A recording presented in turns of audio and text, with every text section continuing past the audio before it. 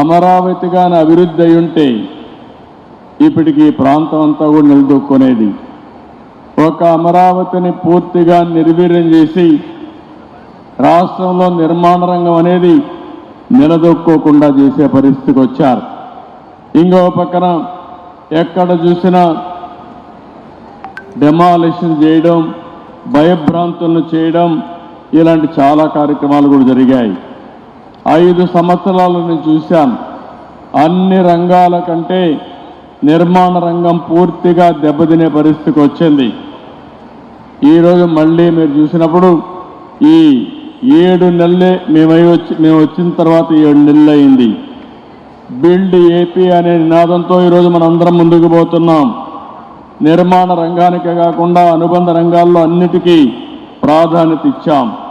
ఈ ప్రాధాన్యత వల్ల ఎక్కడికక్కడ ఒక పద్ధతి ప్రకారం ఇవన్నీ జరిగే పరిస్థితికి వస్తున్నాయి.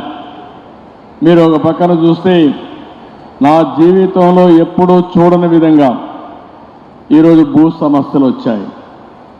నాకు వచ్చే 100 పిటిషన్లు వస్తే అందులో 60-70 ల్యాండ్ రిలేటెడ్ సమస్యలే వచ్చాయి. రికార్డ్స్ తారుమారు చేశారు, భూ కబ్జాలు చేశారు, ఒకరి భూమిని ఇంకొకరు రాహించారు. కడాన సొంత ఒక ల్యాండ్ టైటిలింగ్ యాక్ట్ కూడా తీసుకొచ్చి ఇష్టానుసారంగా చేస్తే అవన్నీ రద్దు చేసి ఈ ల్యాండ్స్ అన్నీ మళ్ళీ ప్యూరిఫై చేయాలంటే చాలా సమయం తీసుకొచ్చే పరిస్థితి వచ్చింది.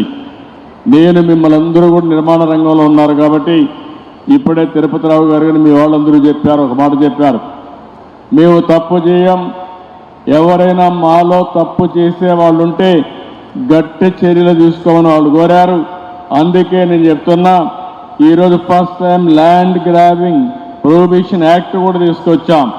ఎవరైనా కానీ ల్యాండ్ గ్రాబింగ్ చేస్తే మాత్రం ఎవరిని వదిలిపెట్టమని చెప్పి కూడా నేను మీకు తెలియజేసుకుంటున్నా.